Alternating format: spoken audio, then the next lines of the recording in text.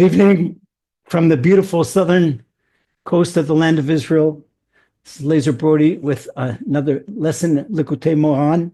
We're in Torah 24. We continue on. We're now in the sixth part.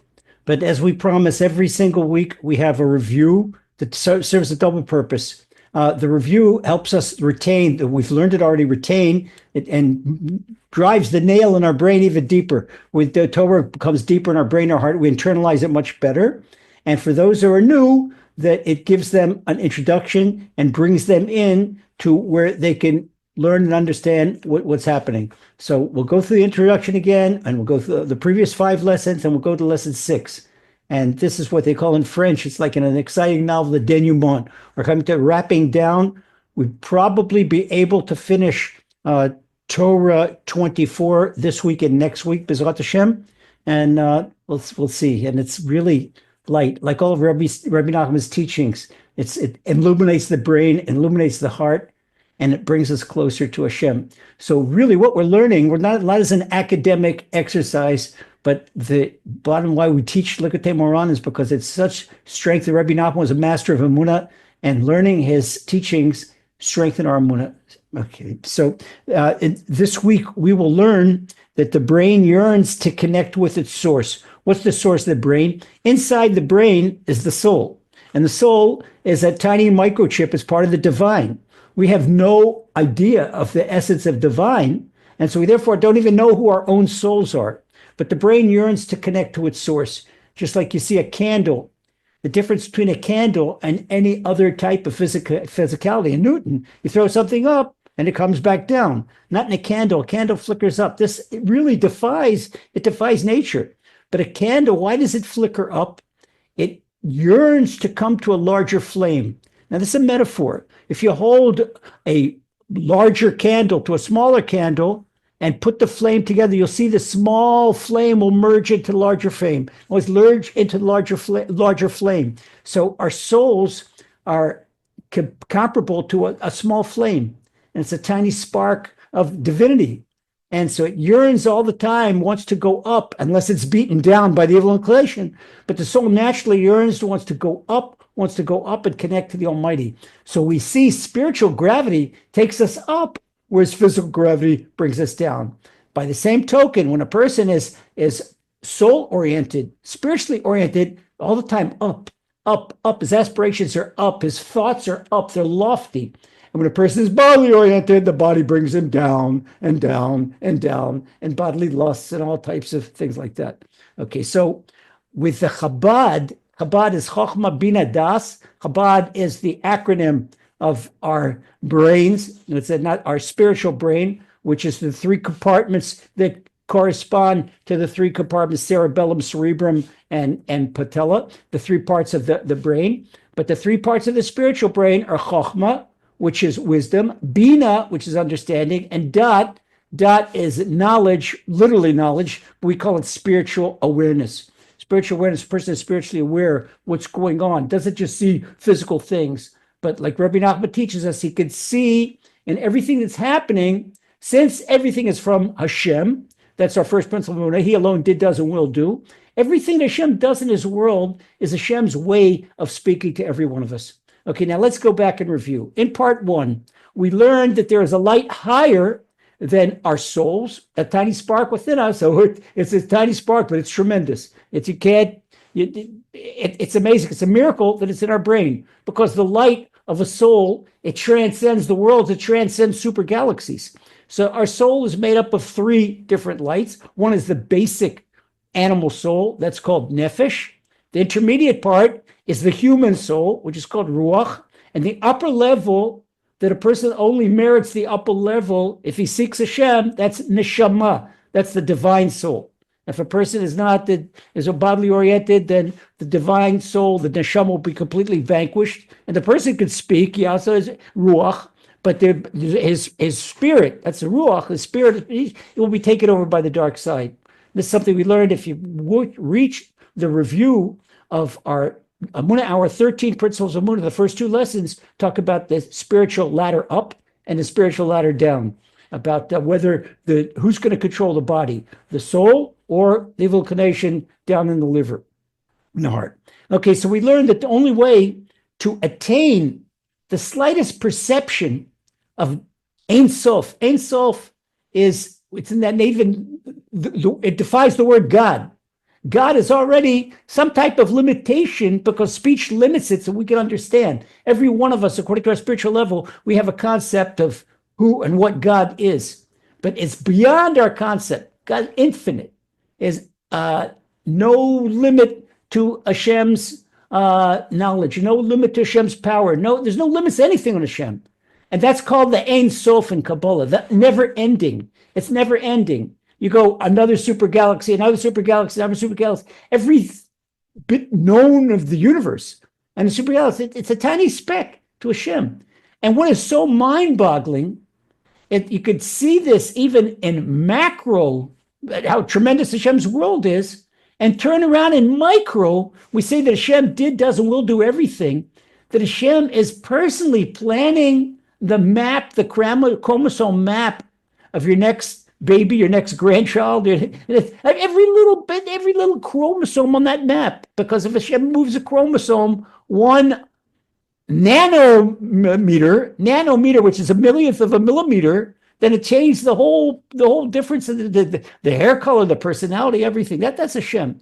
Okay, so the only way we can get any inkling of divine light, real divine light, the Ein Sof, is by doing our mitzvot with joy.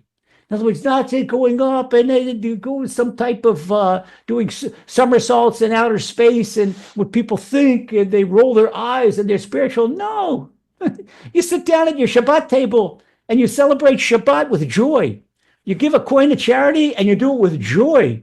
You put on your tefillin and you do it with joy. You pray to Hashem and every word with joy. You read a book of songs, you read it with joy. Not because I have to do it or it's a drudge. No, you do it with joy. Because by doing it with joy, where do we learn this from? Rabbi Nachman takes us from the Arizal. The Arizal, the father of Kabbalah. The Arizal, let's see, lived before Rabbi Nachman, about 200 years before Rabbi Nachman. The Arizal says, people asked him how he got his tremendous spiritual level. The Arizal could look at a person and know what that person was, what his spiritual go-rounds ever since Adam and Eve, where that person's been, what he's done. Where did he get this tremendous spiritual level? That he brought down the light of Kabbalah. The whole of the 15 volumes of Kabbalah was written down by the Arizal, Yitzchak Lori Ashkenazi's student, his prime disciple, Chaim Vital. Rabbi Chaim Vital wrote that down, just like Rabbi Natan of Breslov wrote down Rabbi Nachman's writings. The greats that they had their prime disciple wrote these down. 15 volumes of Kabbalah that the Arizal thought. And where did the Arizal get it from? He said, from serving Hashem with joy, from doing the mitzvot of the Torah with joy, performing a commandments with joy. So by performing joy, there's no higher level in joy, because joy is synonymous to holiness. And sadness and depression is synonymous to unholiness. By doing holy endeavors, by speaking positive speech, by refraining from saying slander about anybody, a person uplifts himself or herself. Everything you do good, you're connected to holiness. The more we're connected to holiness, the more we uplift ourselves. And the opposite is also true. When a person falls into sadness and depression, then he's got to stop, time out on the field. Where has the evil inclination got a foothold within me? And then to get him out. That was part 1. Part 2, lesson 2, we continued and we learned that when a person does perform the mitzvot with joy, he or she elevates the divine presence. The divine presence, everyone has the divine presence in us. This is in the sphere of Malchut. The sphere of Malchut is the lowest, the sphere of kingship. It's the lowest of the 10 holy spheres. The 10 holy spheres, there are 10 spheres in each one of the 4 worlds. There's the highest world, the world of godliness, Atzilut, the world of emanation. And then the next highest world, the world of the souls, which is Bria, the world of creation. And then the next highest formation, the world of Yetzirah, that's where the angels are. And we're down here in the world of action, that's called Asiyah. But in every one of these 4 worlds, there are the 10 spheres. The 10 spheres are Keter, the crown, Keter, Chochma, which is wisdom, Bina, understanding, Chesed, loving kindness, Gvura, which is boldness, and then Tiferet, which is half between, Tiferet is beauty, and then Netzach, eternity, Hod, majesty, Yesod, personal holiness, and then Malchut, which is the 10th lowest sphere. That's the kingship. Malchut has no light of its own. Malchut gets the light of the upper spheres. So we have to do good things and connect with the upper spheres to bring the light down to where we are in Malchut. Now, who else is in Malchut? Malchut is where Emunah is. And Emunah, who else is the divine presence is Emunah. The divine presence, that's our job down here, is to illuminate ourselves where we could be privy to the divine presence. The divine presence has to constrict itself way down below. It's like a circuit breaker. You can't receive in your house the light straight from the power company. It has to go through a series of relay stations and transformers until it comes down to your circuit breaker in your house and your particular circuit in your wall and to your socket. You can't get a million watts of power to blow your house up. It has to bring it down to where you can get 24 watts, 120 watts, whatever. And this is the same way spiritually.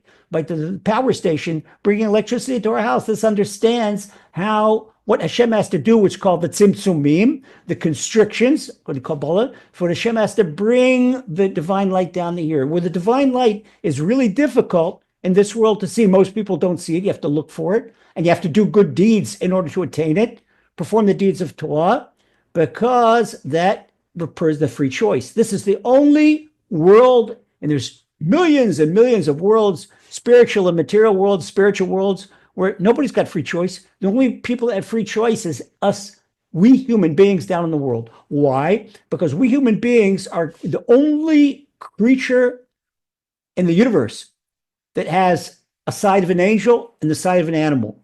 Our bodies are the bodies of mammals. Same thing, the same body as the body of a primate. Our souls are the souls of angels.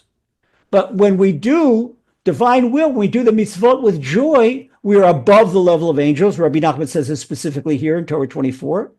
And the Gemara in Tractate Gittin says that when a person doesn't perform the mitzvot, not with joy, doesn't perform that at all, then he's below the level of an animal. Because, an animal, whatever an animal needs to do, animal needs to survive. But the animal eats to survive, drinks to survive, animal fights to survive. An animal doesn't pick arguments. Animals don't slander one another. They don't do things malicious. They do things, they're in survival mode. They're in instinct, survival instinct. So we learned in lesson 2 that Malchut is equivalent to the divine presence, which is the Shekhinah, divine presence manifests in this world, which is equivalent to Emunah. Where do we get our Emunah from? Down here, by bringing that divine light down through our good deeds. So when a person performs a commandment, there's a power in that commandment to go forth. It's like it propels. There's the power.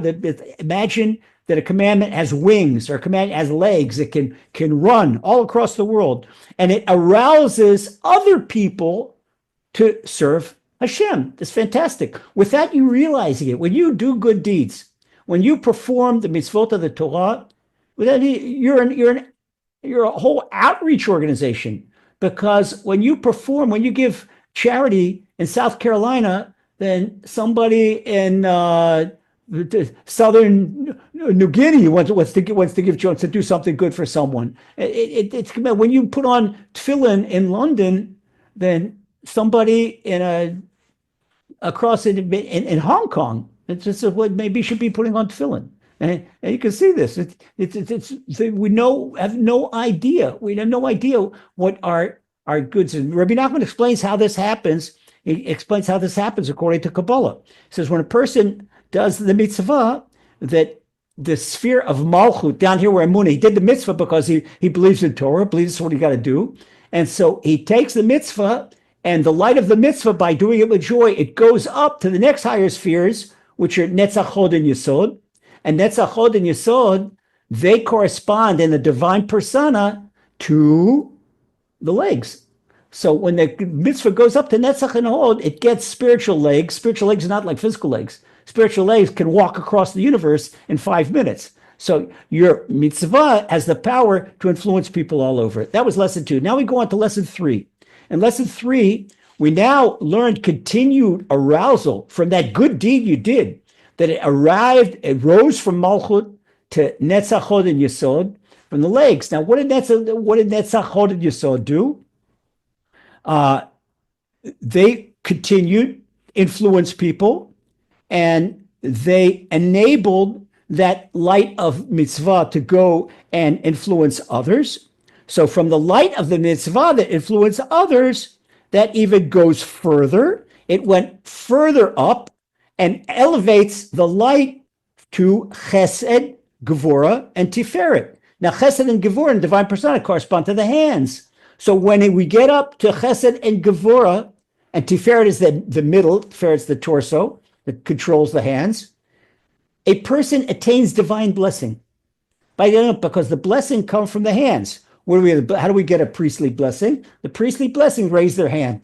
Like they say, you could tell a person has a Kohani DNA if he could do what they call it, the Spock salute. It's not the Spock salute. This is the way that the Kohanim give a blessing, and they're supposed to put their talit, cover the hands, because when they give a blessing, there's divine emanation from here. What's the divine emanation?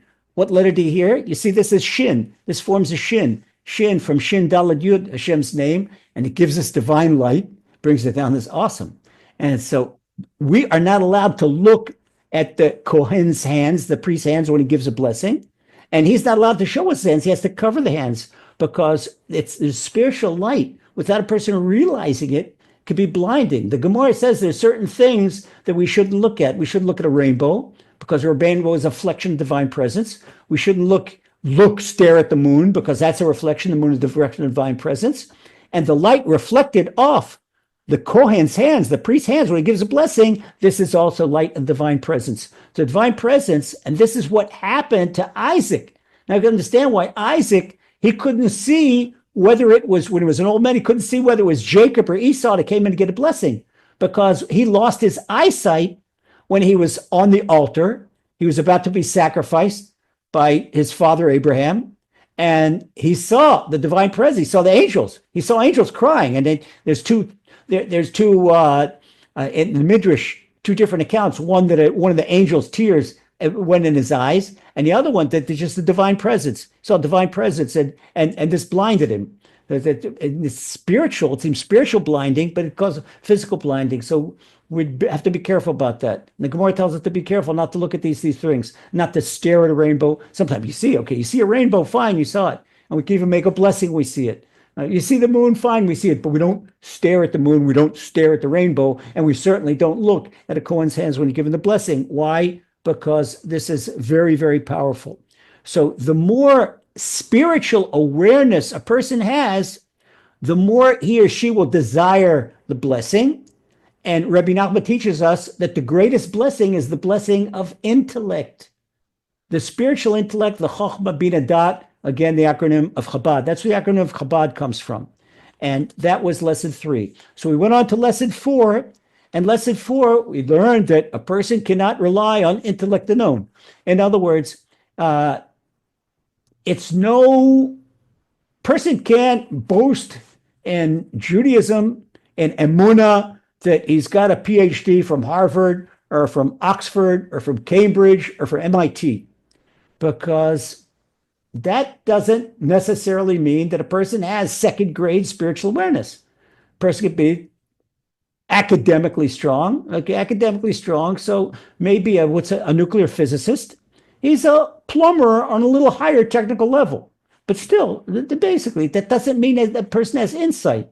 You know, the classic example of we had the professors at university, the PhDs, they did all kinds of weird things, and sometimes not even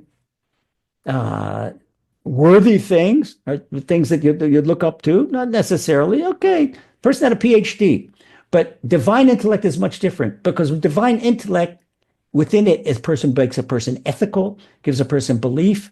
A person with divine intellect, with Chabad, will be an upright person, be an upright individual, both on two levels, both on his or her level, his relationship with Hashem, and his or her level with their fellow man. Okay, so the greatest blessing that the hands in Chesed Gvura can invoke goes up to the Chabad. That is the blessing of spiritual intellect. That is the blessing for Chachma, for spiritual intellect. Okay, that was lesson 3. In lesson 4, we learned on that we can't rely on intellect alone, because we have to pull into our intellect to make it spiritual intellect. We have to pull into it emunah. In other words, even if a person would learn all of Kabbalah academically, let's say a person could learn all Kabbalah, learn everything we would know about, all the worlds, all the secrets of Kabbalah. There were people that learned Kabbalah that didn't believe in Hashem, and they became even bigger atheists and agnostics by that. And the Gemara tells it. The Gemara in Tractate Chagiga tells about 4 great sages, and they learned the secrets of Kabbalah way before it was written down, and they ascended to these higher worlds. One died, one went crazy, one became a total heretic, and the 4th that came out peacefully was Rabbi Akiva, because Rabbi Akiva had the spiritual vessel. He developed a spiritual vessel in order to handle this divine light. And we're going to see how that had this Rabbi Nachman teaches how to do this in tonight's lesson. As soon as we get to lesson 6, that's our new lesson. So in lesson 4, we learned that by doing a mitzvah with joy, we bring emunah into our intellect.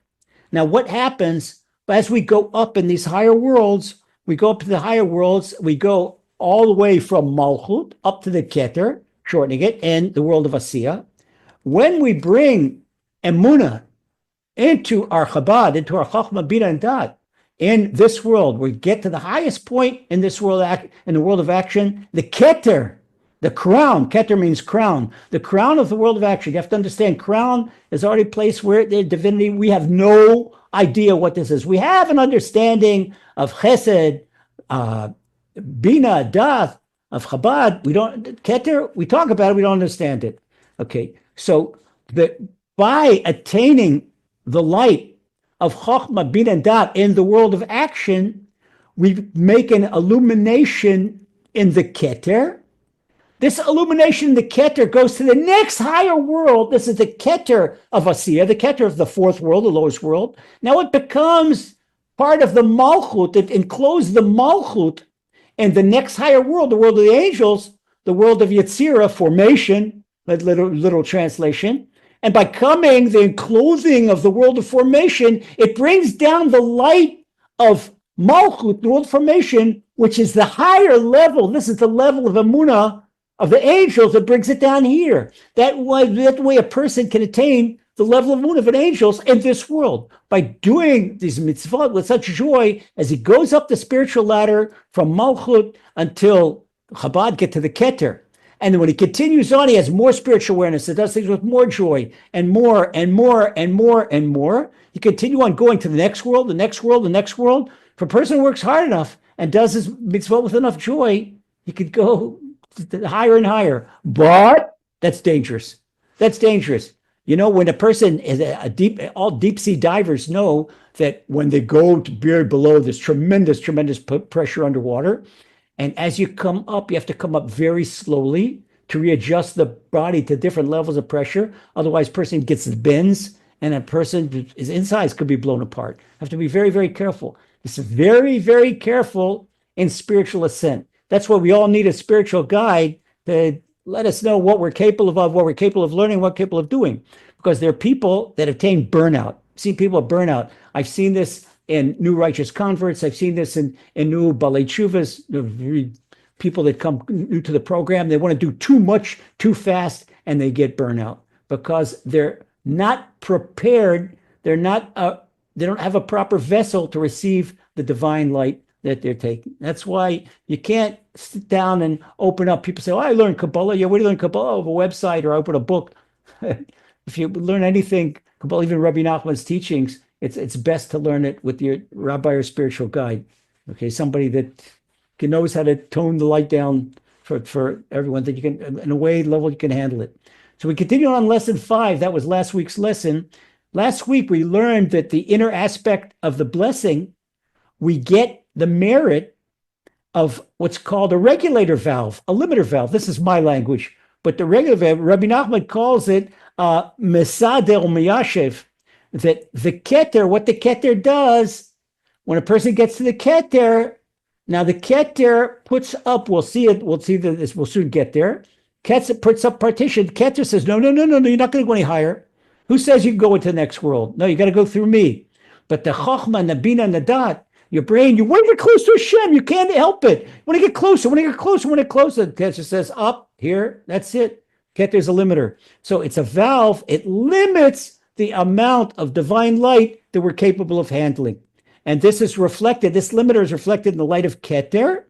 And Keter corresponds to the name of Ekya, Aleph Hey Yud Hey, which means I am that I am. We saw that we saw that when Hashem revealed himself to Moses. And Keter in Aramaic, it means waiting. So when a person says that, when I ask you a question, you say, well, I've got to compose myself. I've got to think about the answer. And we don't answer instinctively. We think about the answer, think about what we're saying.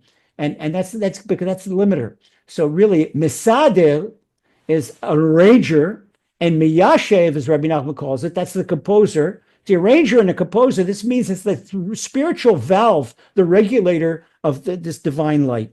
And that's why we need Amunah, because if Amunah, a person won't be able to properly absorb the divine light. Just imagine that there's oil-soluble vitamin. First takes an oil-soluble vitamin.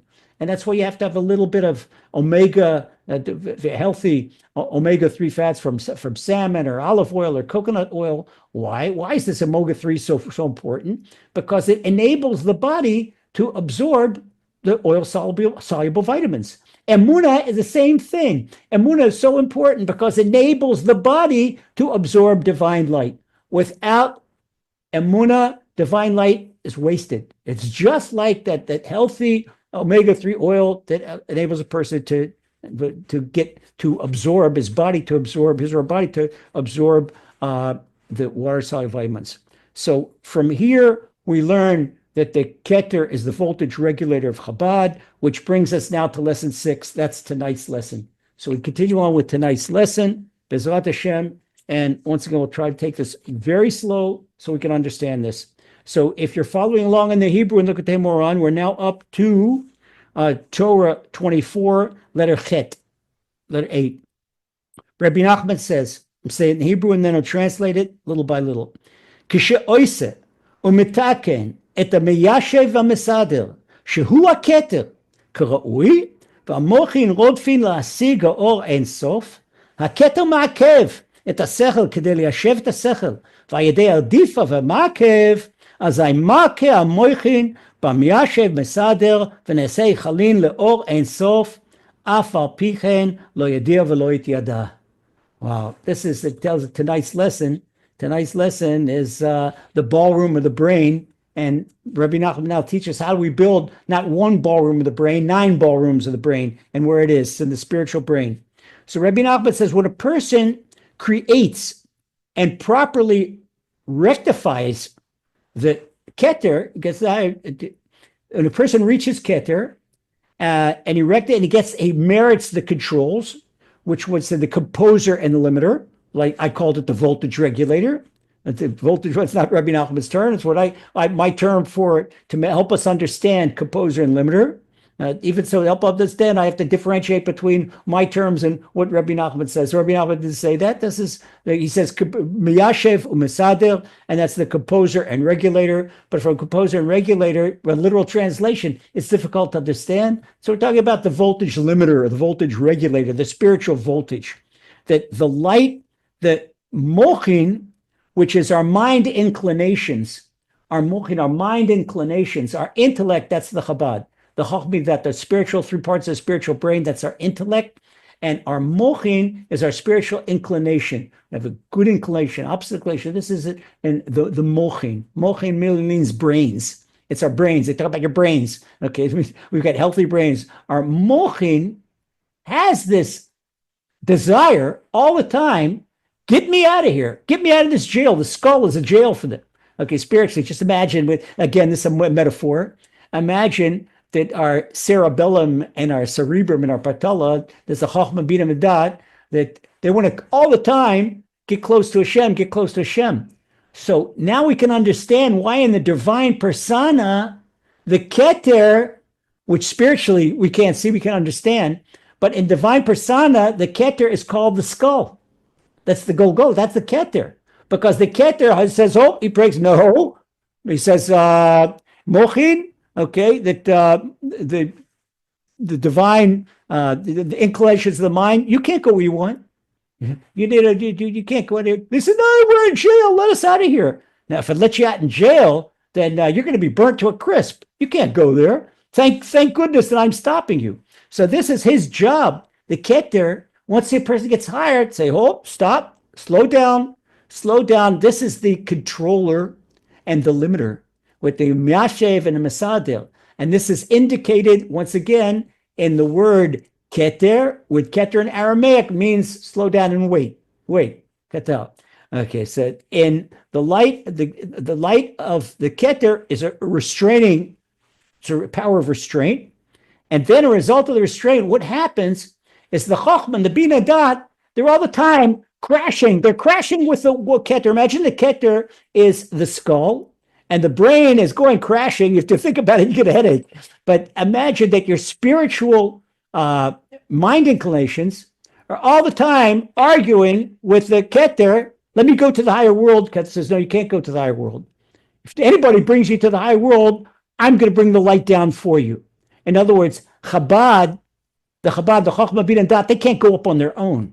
That the Keter has to take them up. The Keter doesn't take them up, but the Keter goes up itself and brings down the light to them in a way they can handle. Because the Keter is the limiter, it's the regulator. The light from a higher world to get down to the lower world has to be limited by the Keter.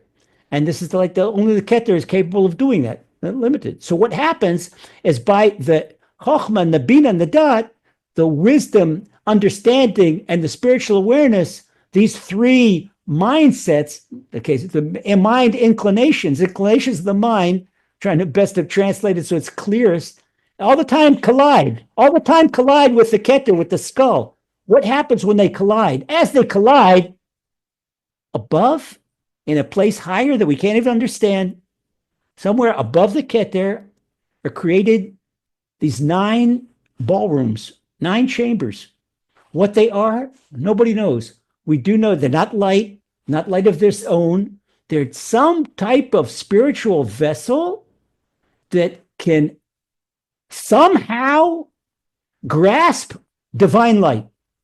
And when it grasps divine light, even above the partition, which is the Keter, the partition that keeps our Chochmah, Bina, and Dat, our brains, from being exposed to direct divine light, the light of the, when I say divine light, I'm talking about the light of the infinite, the Ein Sof. I'm not talking about the light that has been already constricted in one of the ways with the Partsufim, by the divine personas.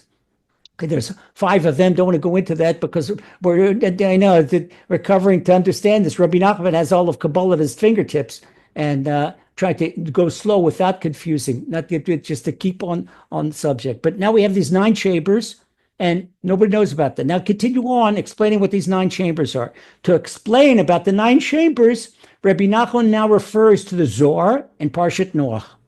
And Rabbi Nachman says in Hebrew, Kemuva b'Zohar, Parshat Noach, Umigo hai prisa, to speak Aramaic now, we'll translate from the Aramaic in a moment. Umigo hai prisa, b'radifa de hai machshava, mati velo mati. Okay, so Rabbi Nachman says that this partition, prisa, it's a partition, it's a separator. In literal Aramaic, you would translate prisa as a curtain. Okay, a curtain. It's pos. In Hebrew, it's pos. It's something spread between 2 things. Like when you spread a tablecloth, you pores mapal shulchan, and it spreads. So it's spreading. The Aramaic and Hebrew are very close because they're ancient cousins. Aramaic used to be the street talk, the street jargon, and that our biblical Hebrew was only used by the Torah scholars. And so the street talk would be in Aramaic. And that's why much of our writing is Aramaic. The Gemara is in Aramaic. Okay, but what Rabbi Nachman is explaining now, that even though we have this partition, that the 3 mindsets, they're all the time trying to chase after divine light. They can't get there. So by colliding with the divine partition, this is Keter, that what happens is they create a collision. The collision creates the 9 chambers. The 9 chambers gives an inkling of light of Ein Sof. How light of Ein Sof? We don't understand that. How can that be contained anywhere? But it gets a quick inkling. Mati velo mati. It gets there and leaves. In other words, mati velo mati in Aramaic literally means I got there and I didn't get there. I arrived and I didn't arrive. So what happens is we have this little inkling of divine light. Now, what happens to the inkling of divine light? Have you ever had, I'm sure you had, I'm sure everyone of our group has had this, at one time or another, you've had some type of super spiritual enlightenment where Hashem has lifted you up 10 levels above your earned spiritual level. And if you didn't have that, you wouldn't be in the group. But I know everybody in the group has had that. Okay, so then afterwards, you come back down and you have this sweet taste in your mouth. Wow, why did you, where's this higher level? And it was so good, you felt unbelievable. Maybe you had a dream, you saw things and you know that the dream was true, or you had insights into Torah, or all of a sudden you were praying and you thought that you were praying alongside of Elijah the prophet, and he was helping you with your prayers, and then left. And you're back to little old me. Well, why does Hashem do that? Hashem gives us this inkling of divine light to give us hunger for him, to make us yearn for more and strive for more. The fact that we've tasted it, we tasted something, and nothing else can ever satisfy us. Nothing else from this illumination, from this free gift. It's a free gift that Hashem elevates us and gives us this free gift. It's again, mati velo mati. You arrive and not arrive. We have this taste of a level that's not our level. It's way above our spiritual level. So now we'll have to work hard and try and get there. Rabbi Nachman continues. V'tavidu teisha icholin, delav inu nehoirin, delo ruchin, velo nishmosin, velo medekaimalan, velo mitbakin, velo mityadin. Rabbi Nachman says these 9 chambers is created.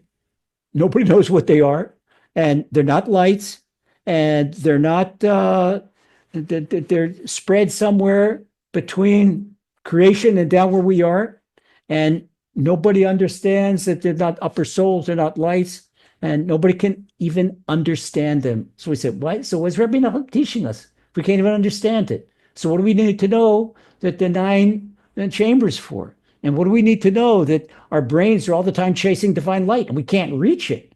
But we can get an inclination, and this inclination leaves what's called a reshimo, an impression on our souls. Our souls are not the same when it has this impression. In other words, maybe 20 years ago, you took a vacation up to the Amazons or in Nepal, someplace beautiful, the Swiss Alps, and you saw this beautiful scenery. You've never seen it since then. But it leaves this impression. You saw this one beautiful sunset, that then maybe some beautiful creature like a peacock. You saw something that left an amazing impression on you that still lasts in there. I think it's not there with you, but you saw it once and it left.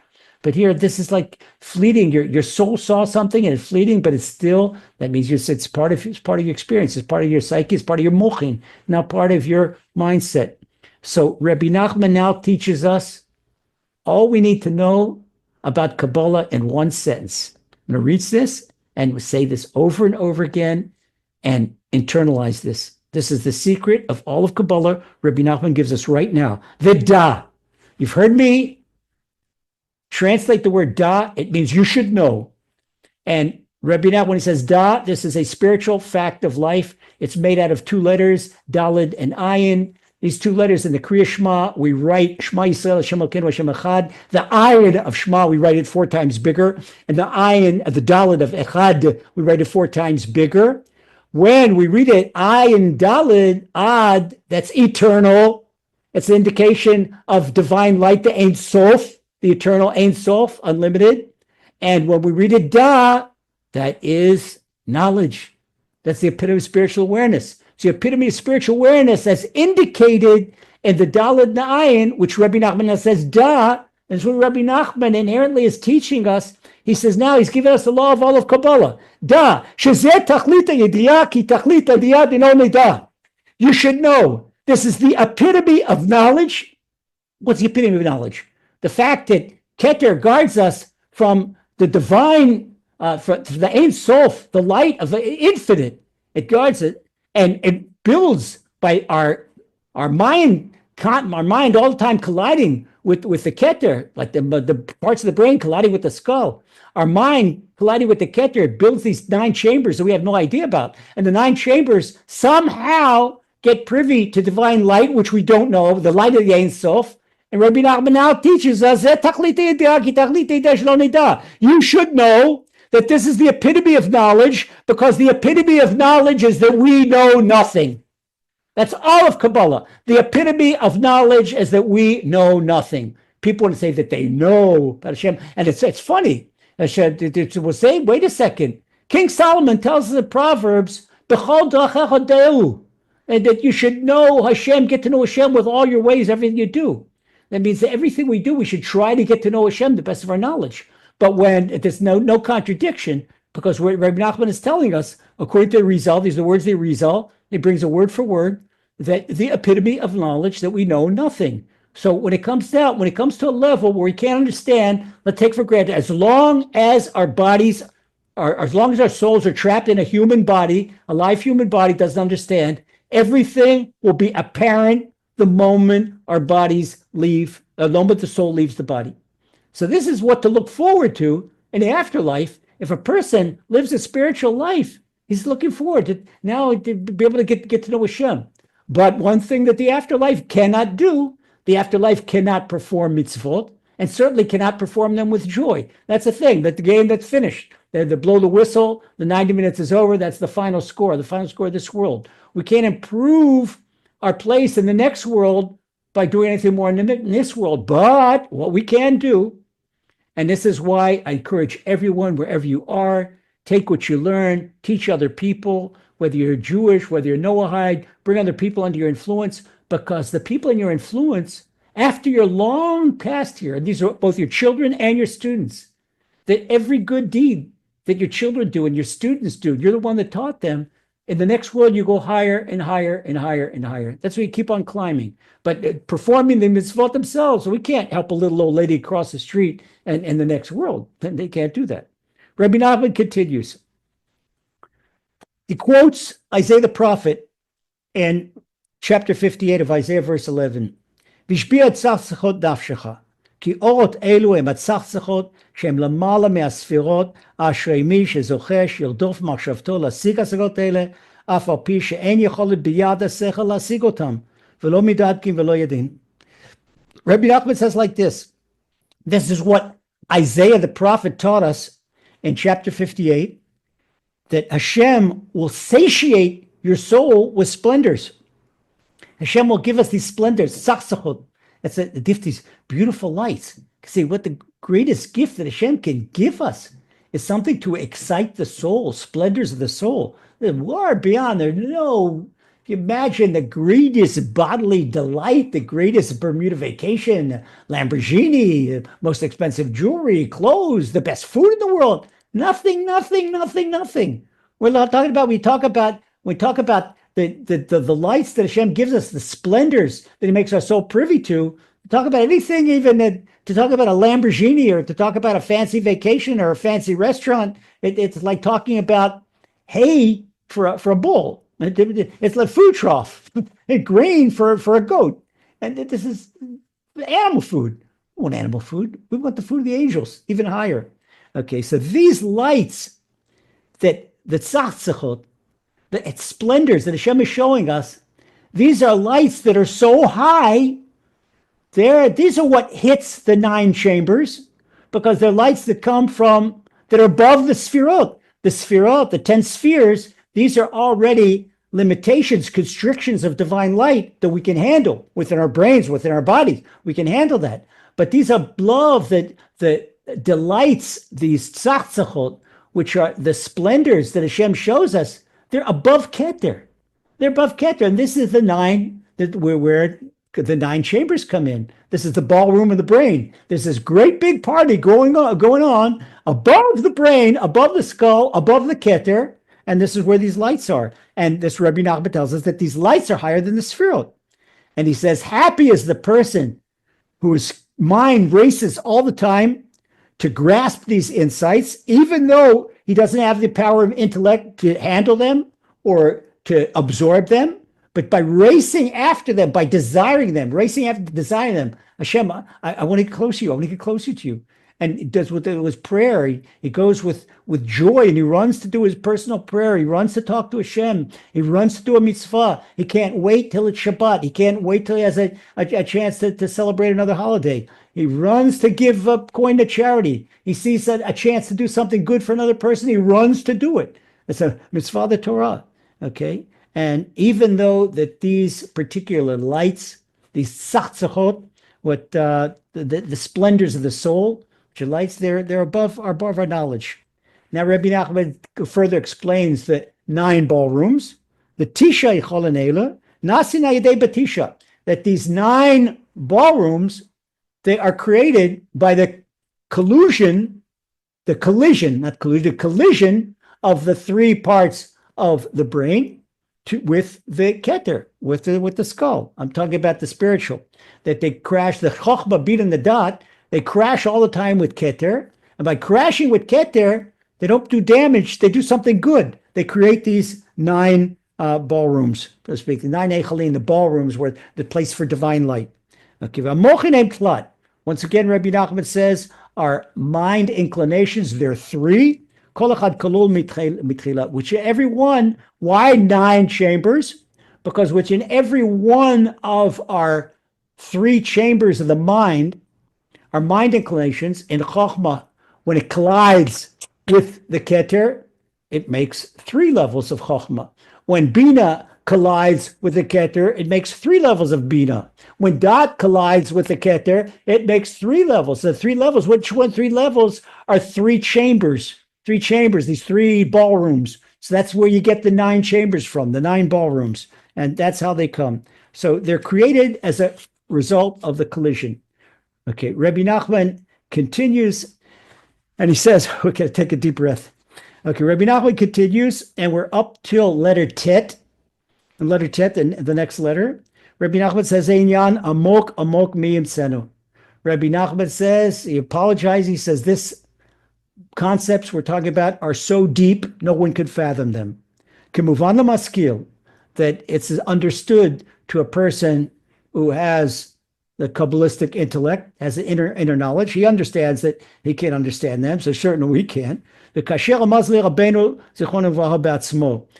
Rabbi Natan, he wrote down Torah 24 as Rabbi Nachman dictated, and Rabbi Natan now tells us that this was exactly what Rabbi Nachman told me, explained to me, when he explained to me, Godel Amkut Asod Nora Zeh Shemagia Lamala Mala.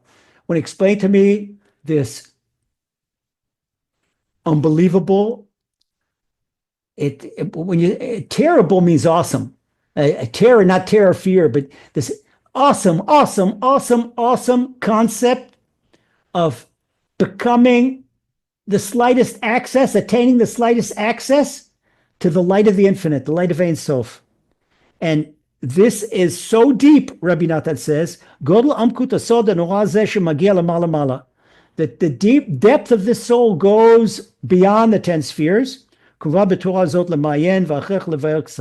He says, this is, it goes beyond 10 spheres, but he says, even though we can't understand, I must explain a bit. So Rabbi Natan now continues on the explanation. And he says like this, he gives a little review. So we remember that the Keter is the divine regulator, the valve regulator of the mind. Okay, it doesn't let indiscriminate amounts of divine light in.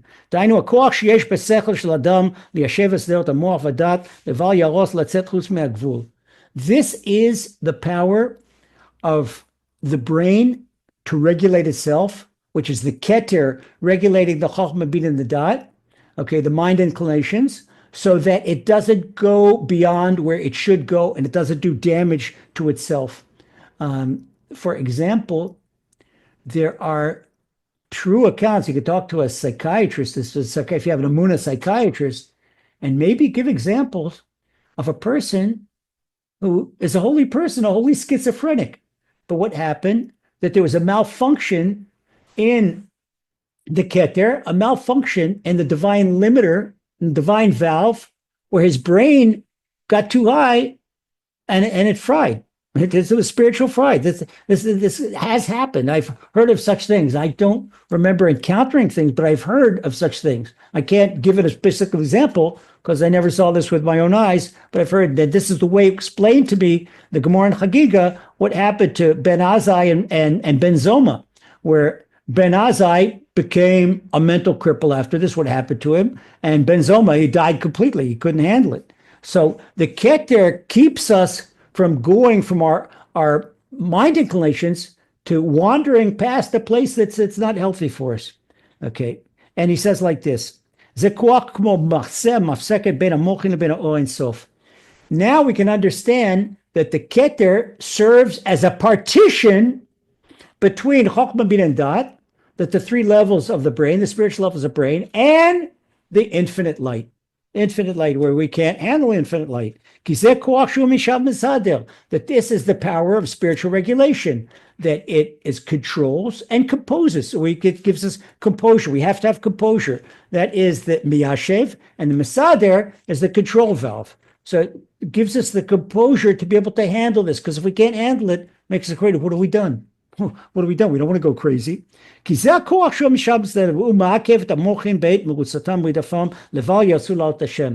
this is the wall, this is the barrier that stands in the way of the mind, so that the mind doesn't go too high. But Baruch Hashem, thank you that we have the limiter in the Keter. Can't go higher than that, because otherwise the mind, it would just chase and chase and chase, and the light of the Ein Sof until it merges with its maker. And once it merges with the maker, it can't live here anymore. So that's a spiritual and a physical death. We don't want it there. We're supposed to protect our lives. There's another mitzvah in the Torah to guard our health. And this guards our physical health and our spiritual health. Once again, Rabbi Nachman repeats things 4 and 5 times, so be sure we understand them, that the power of spiritual regulation and the power to compose ourselves mentally, this is the power of Keter, that Keter stands as a barrier between us and divine light. And it's not something that Hashem wants to limit us. It's something that Hashem wants to simply protect us.